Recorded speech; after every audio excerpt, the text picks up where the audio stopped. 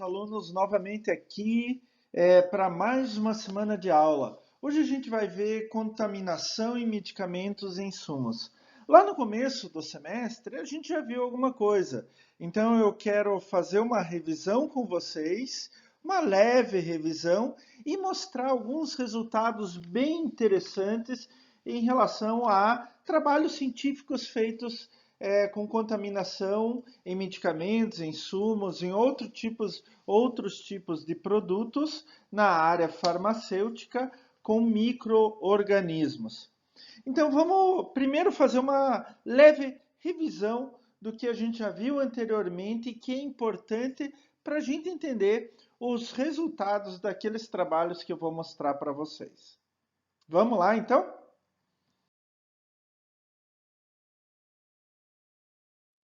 Bom, em primeiro lugar, vocês sabem que qualquer produto que seja regulamentado pela vigilância sanitária, e daí a gente entra com medicamentos, a gente entra com produtos de beleza, sanitizantes, saneantes, etc. Eles devem ser produzidos, armazenados, transportados e dispensados com a maior segurança possível para que o uso e consumo deles não tenha nenhum problema. Então, como eu falei, medicamentos, cosméticos, saneantes e outros devem respeitar todos os limites microbianos colocados pela Farmacopeia Brasileira e também pela legislação equivalente. Dentre estes, obviamente, os produtos estéreis devem ter uma ausência absoluta de qualquer forma viável de microorganismo, seja de fungo, bactéria, vírus ou qualquer outro, né? Que são basicamente produtos invasivos que vão entrar obrigatoriamente dentro do corpo humano. Já tem aqueles produtos considerados não estéreis, né? Que daí pode ter a presença de certos micro-organismos em uma grandeza definida, quer dizer, em um limite de contaminação microbiana definido, tá? E essa grandeza definida pode ser restrita ou não a determinadas cepas microbianas. Pode ser que alguns tipos de micro-organismo o máximo permitido seja zero, quer dizer, ausência absoluta. É claro que cosméticos também têm alguns valores máximos aceitáveis, até pelo próprio uso deles, mas a gente vai ver alguns casos bem interessantes agora.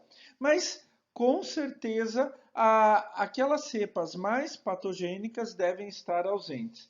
E tudo isso daí vai depender do sistema de conservação adequado. Outro fato que eu vou mostrar em números para vocês até agora. Os principais grupos que a gente deve se preocupar, a gente divide os grupos para fins de controle microbiano em três grandes grupos. Então, os principais são os patogênicos conhecidos, principalmente Salmonella e Pseudomonas aeruginosa, isso é muito importante. Aqueles indicadores de contaminação fecal, e daí entram o que a gente já viu anteriormente, coliformes totais, fecais e principalmente Escherichia coli. Lembrando que Escherichia coli também pode provocar danos à saúde das pessoas, mas ela é muito utilizada, principalmente utilizada como indicador de contaminação por esgoto doméstico, por exemplo, por contaminação por fezes de animais que podem trazer junto dela outros contaminantes. E daí tem aqueles indicadores de baixos níveis de higiene, né? Que nem as enterobactérias, que daí entram nos coliformes totais, e Staphylococcus aureus. Então, a gente visa, quando trabalha com contaminação microbiana de medicamentos, insumos e outros, visa principalmente esses três grupos. E como que a gente pode, quais são os cuidados que a gente tem que tomar quando a gente está falando em controle microbiológico na indústria farmacêutica? Bom, a gente tem que pensar na patogenicidade daquele microorganismo, né? Quanto mais patogênico, pior é o caso, né? Mais cuidado a gente tem que tomar. A provável origem, isso a gente vai discutir muito, porque pode ser que venha na matéria-prima, pode ser que seja introduzido durante o processo de fabricação ou mesmo depois na armazenagem e transporte, né? O potencial do micro-organismo para deteriorar o nosso produto, né? Então tem alguns micro-organismos que deterioram mais rápido, outros mais devagar. A forma de dosagem do nosso medicamento ou do nosso produto, né? Se ele é injetado dentro do corpo, tem que ter um maior controle microbiano. Se ele é só utilizado de forma externa, menor, mas dependendo, por exemplo, um medicamento para queimadura, por exemplo, ele é aplicado de forma externa no corpo, mas aí é uma porta de entrada. E assim por diante, né? Assim como a rota de administração. Gente, contaminação microbiana pode se dar, como eu falei, em qualquer momento, né? Eu posso ter lá na minha matéria-prima que daí, se eu não tiver um sistema de desinfecção durante a minha produção, então a contaminação microbiana que veio na matéria-prima pode se transferir ao produto. Eu posso ter contaminação microbiana no meu equipamento, então o próprio equipamento que é usado para a produção, ele pode ter contaminação microbiana. O ambiente produtivo, né, é o caso típico de água, né, onde que a água pode se acumular em várias partes do ambiente e daí proporciona uma maior possibilidade de contaminação microbiana. Os operadores é muito importante, né? Que eles podem trazer de fora para dentro e principalmente também materiais de embalagem. Vamos ver, dar uma olhada com mais cuidado em cada um deles. Como eu falei, áreas de produção têm os espaços mortos, juntas, válvulas, que podem acumular água, resíduo, formando os famosos biofilmes que a gente já viu. Por exemplo, outro caso é tubos de material polimérico, né? Alguns tipos de plástico e outros que servem para passar água de resfriamento, ar insuflado. Então, superfícies internas e externas do tubo podem proporcionar crescimento microbiano e daí contaminação. A contaminação ambiental vem de áreas úmidas, até como pias e drenos na própria área de produção, podem ter pseudomonas e acinetobacter. Os operadores, perdendo muita pele ao longo do tempo, eles podem levar dessa pele para o sistema de produção, eles podem levar certas contaminações. E daí tem micrococos não patogênicos, difteroides, estafilococos e assim por diante. Eu falei para vocês, extremamente importante, materiais de acondicionamento. Eles devem ser limpos, planejados de forma adequada. Quer dizer, eu não posso deixar estocado por muito tempo e de qualquer forma. Eles podem ser de vidro, plástico ou algum outro elastômero. Principalmente quando é plástico, elastômero, mesmo de vidro também, o processo de moldagem daquele material de acondicionamento, né? Ele usa temperaturas elevadíssimas. Então, no caso do vidro, de plástico e outros, ele primeiro derrete e daí ele é colocado em um molde. Para derreter, ele precisa de uma temperatura muito alta, vidro ainda mais alta, tá? Mas após isto, se eu não armazenar de forma adequada, eu posso ter contaminação microbiana. E mesmo assim, a estocagem, depois de tudo pronto, meu produto pronto, já na embalagem, no acondicionamento correto e tudo, está lá no meu galpão e sofre perfuração. Pessoas retiram materiais de dentro, abrem, retiram. Isso tudo pode provocar contaminação cruzada também. É claro que para ter contaminação e esses micro-organismos prosperarem, tem alguns fatores que vão afetar, ou prosperarem ou não, tem alguns fatores que vão afetar a sobrevivência e o crescimento desses micro-organismos. Por exemplo, pH. pH mais neutro, mais favorável para micro-organismos. Tem alguns pHs, tem alguns micro-organismos que gostam de pH mais alto, outros de pH mais baixo. Uma coisa que eu falo para vocês desde o princípio da disciplina é a atividade de água. Quanto menor a atividade de água, menos possibilidade de sobrevivência e crescimento de micro-organismo. É claro que se aquele nosso produto seja um medicamento, seja um outro cosmético qualquer, se ele tem nutrientes e minerais, ele pode permitir a sobrevivência e o crescimento de micro-organismos. Por isso, nesse caso, assim como produtos que tenham alta atividade de água, obrigatoriamente, a gente tem que tomar o triplo de cuidado para não ter contaminação. Porque depois que entrou o contaminante microbiano, daí vai ser difícil controlar. A presença de oxigênio, por exemplo, né?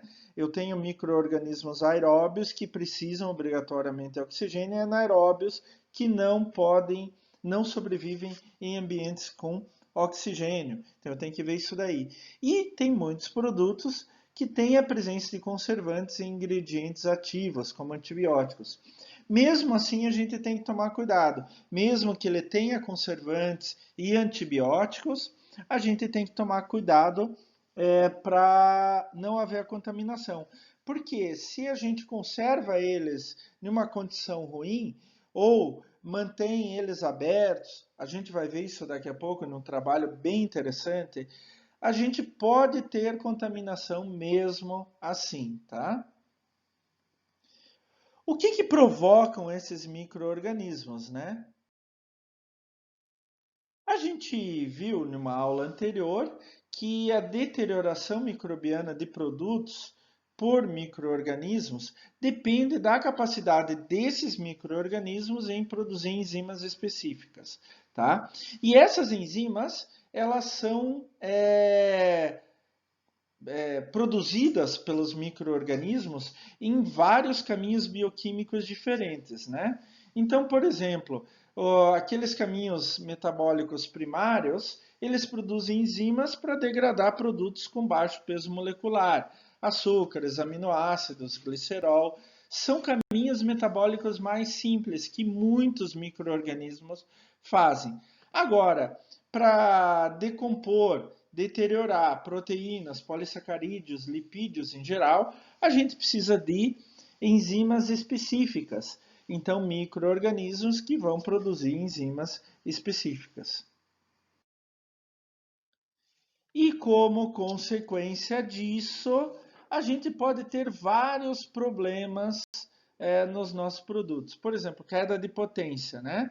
Como o produto vai agir, como ele deveria agir originalmente no nosso organismo-alvo, ou no paciente, ou se for um cosmético, como ele deveria agir em relação à pessoa que está usando o cosmético, e assim por diante. Redução da biodisponibilidade, formação de pigmentos e odores, tornando aquele produto inaceitável para o usuário. Além disso, esses produtos, sejam medicamentos, cosméticos e outros, se não controlados microbiologicamente, podem trazer uma série de problemas para o ser humano por infecções. Alguns produtos, mesmo que não tenham alterações sensoriais, quer dizer, eu não consigo enxergar nada, eu não consigo cheirar nada de diferente, sentir nenhum gosto diferente, ele pode ter populações microbianas.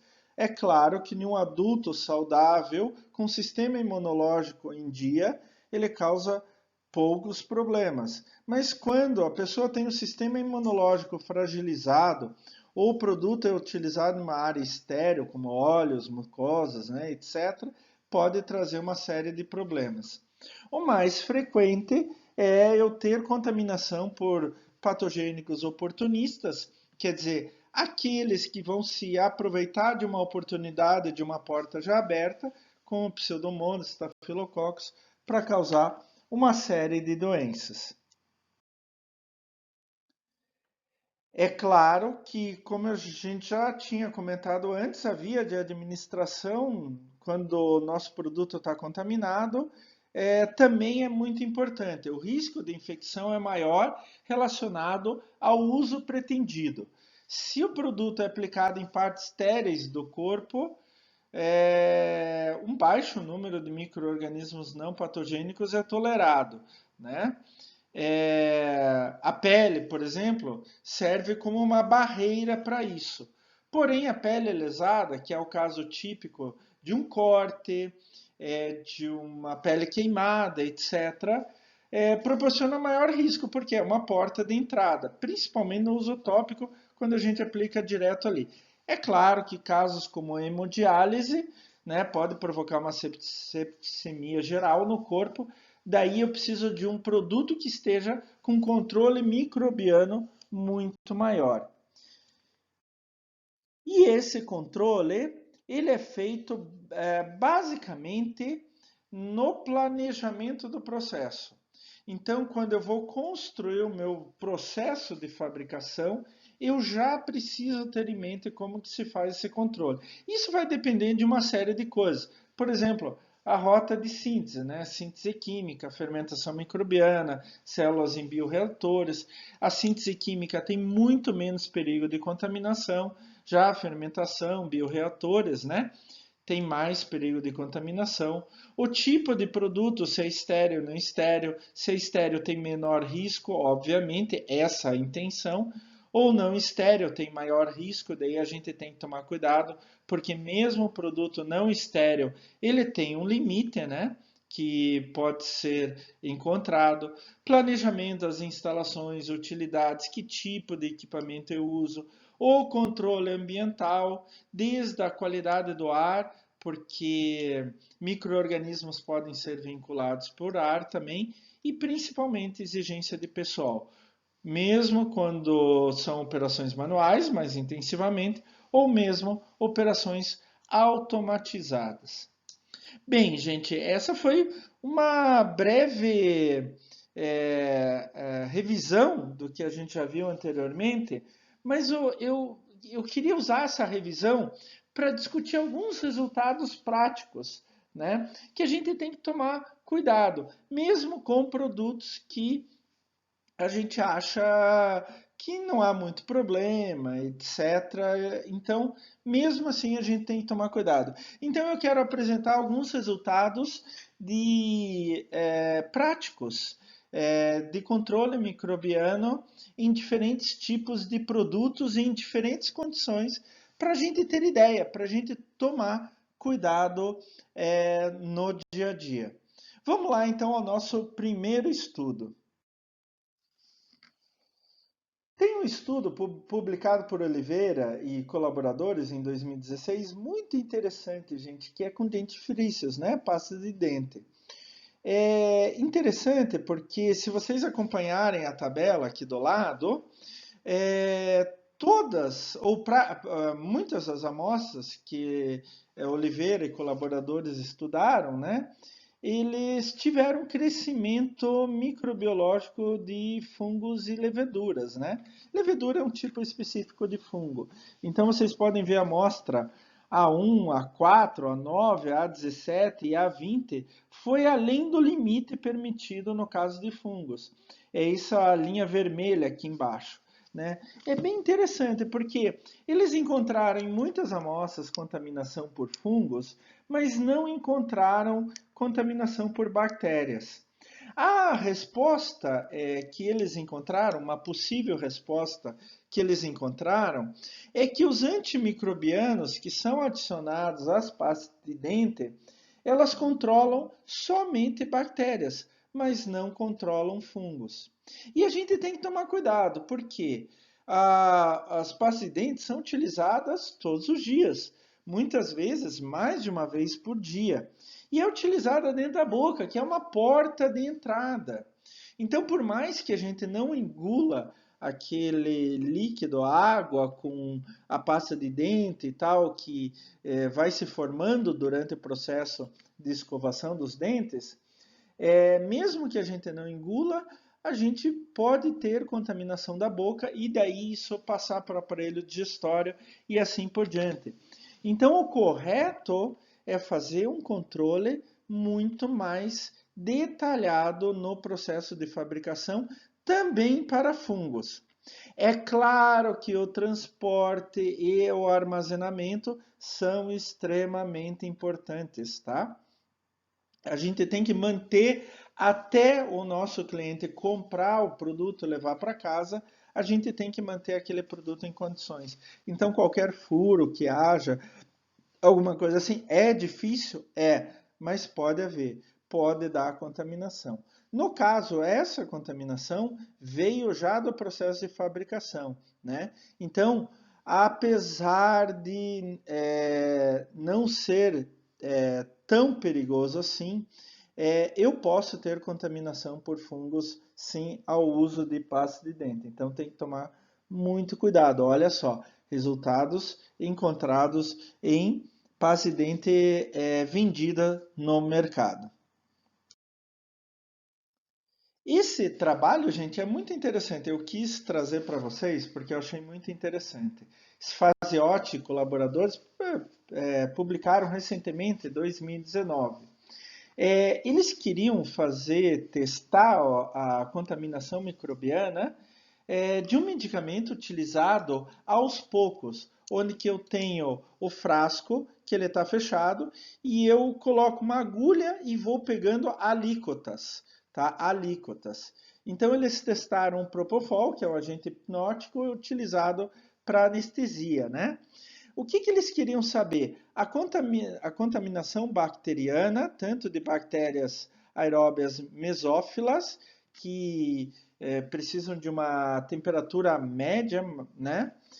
Quanto bactérias, isso no gráfico de cima, quanto bactérias aeróbias psicorófilas ou psicotrófilas, que precisam de temperatura mais baixa, tá?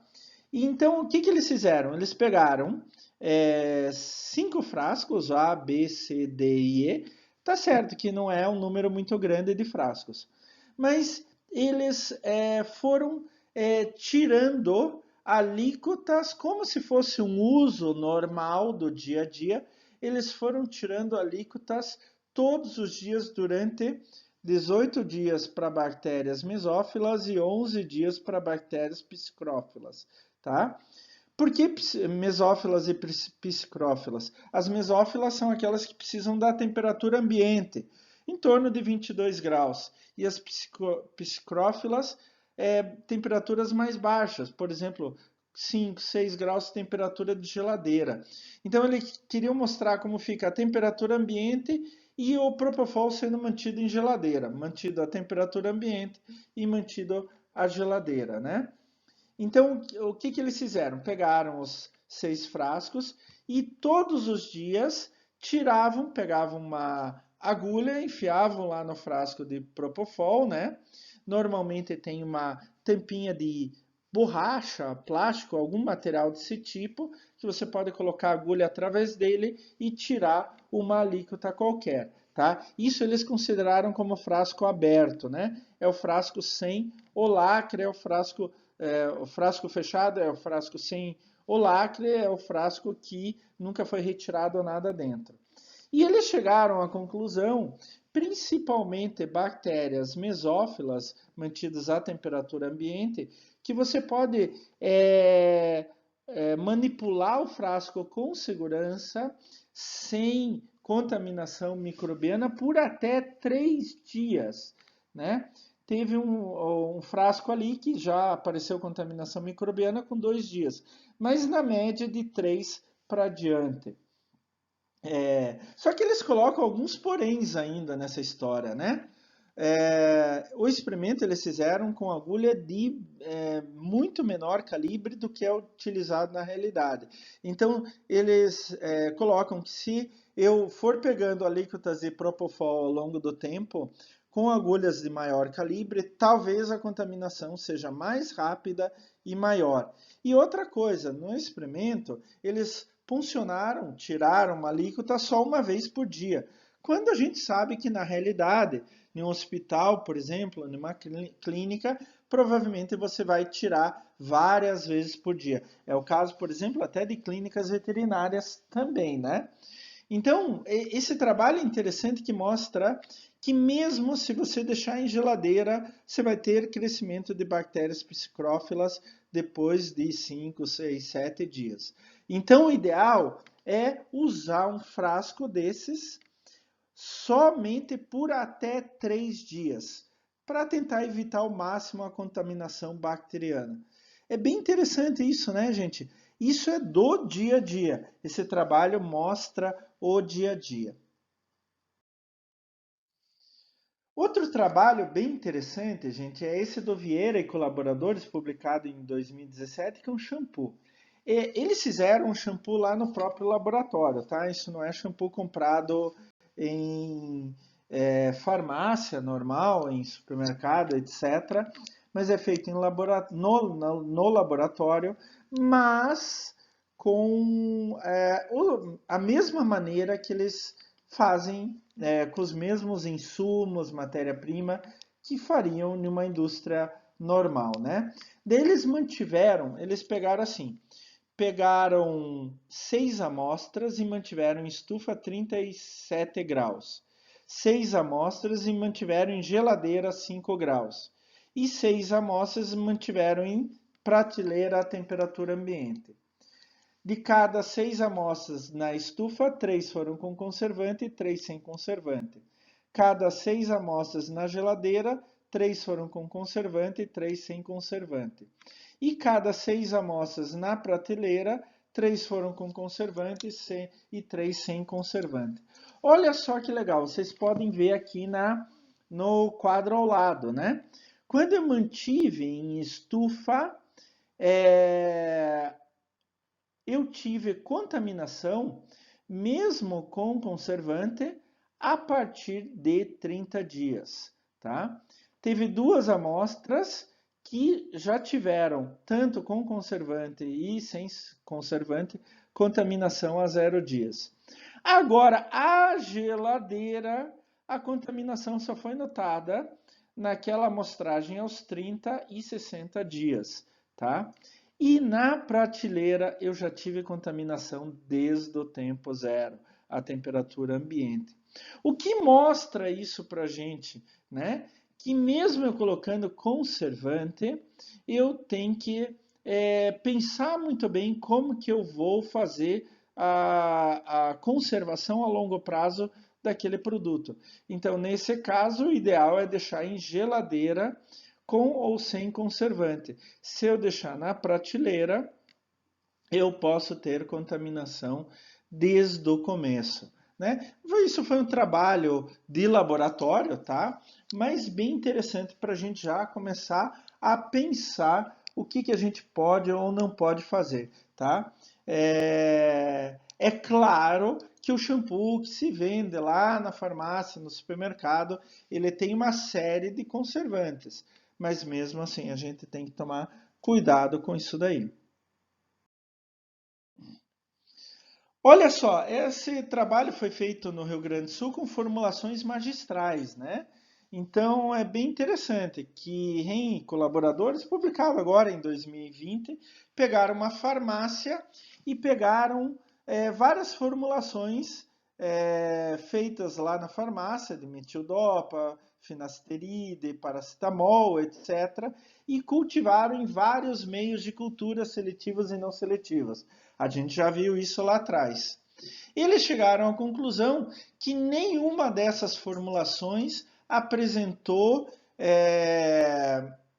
contaminação microbiana em qualquer tipo de meio de cultura testado. Então, esta fábrica, essa farmácia de manipulação, ela está aprovada porque estava tudo dentro dos padrões. Mas a gente tem que tomar cuidado, né? A gente pode ter contaminações, sim, em farmácias de manipulação, qualquer que seja o meu produto, qualquer que seja o meu insumo. No caso de farmácia de manipulação, eu posso ter contaminação lá já na matéria-prima que veio da fábrica para minha farmácia. Então não é só o processo de produção, é na matéria-prima original. E finalmente eu gostaria de mostrar mais um trabalho para vocês de Teodoro e colaboradores, publicado em 2019, onde que eles fizeram trabalhos, olha, complementação a um trabalho anterior que eu mostrei para vocês, com 9 shampoos em 9 condicionadores e 9 indústrias de cosméticos. Então eles são lá de Goiânia, foram nos supermercados, farmácias e compraram 9 shampoos e 9 condicionadores e 9 indústrias diferentes, tá? E fizeram análise. Então, a indústria é essa daqui, A, B, C, D, E até I. A amostra sempre 01, 02, então 01 é shampoo, 02 é condicionador. E daí eles fizeram a contagem total de bactérias mesófilas aeróbias, bolores e leveduras, né?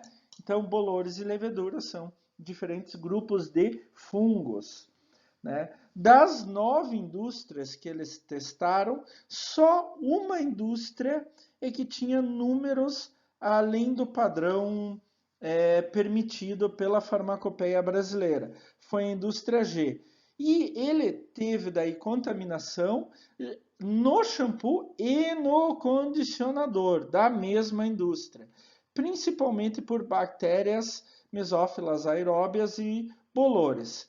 Leveduras não foi o caso, mas bactérias mesófilas aeróbias e bolores passou do máximo permitido. Então vocês podem ver aí que ou houve contaminação no processo de fabricação ou no transporte e armazenagem, tá?